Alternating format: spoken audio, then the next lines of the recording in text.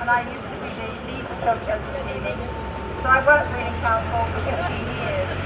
So I understand how the Children's Centres were developed, why they were developed in the places that they were in, why Ealing has lots of them, and why they're small. Parents said, but in the consultation they liked them being small, they were local, they were walkable too, and also they had enough space to be able to relax and to be listened to and to enjoy their children and find out information they needed, a place of safety if there were problems that they might have, and people who could answer those questions. It just seems, there's been a lot of information that's been given back to the council, as Councillor Gary Malcolm said.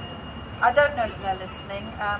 SaveEalingChildren'sCentres have written to them, they've invited them to join us to look at how we can do what they want to say they want to do, which is reach more families, improve their offer. But you don't improve an offer by cutting a huge amount of it, including staffing and accommodation. And you don't do it when you haven't written the plan.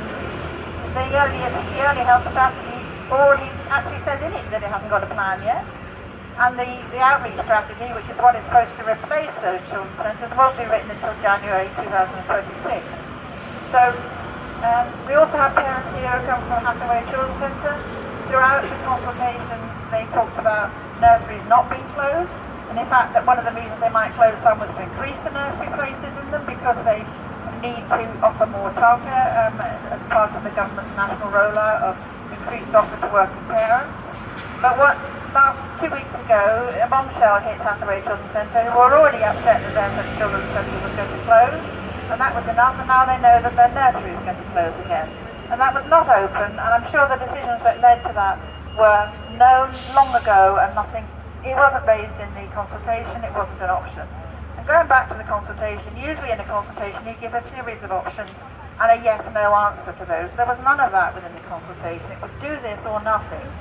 And if you said you wanted to do nothing, somehow you were sort of out of touch, not wanting to modernise, not realising that things need improving.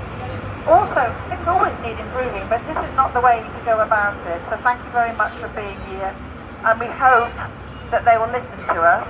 But we will keep on. I think one of our sort of themes through everybody's involved, not just me, has been being relentless.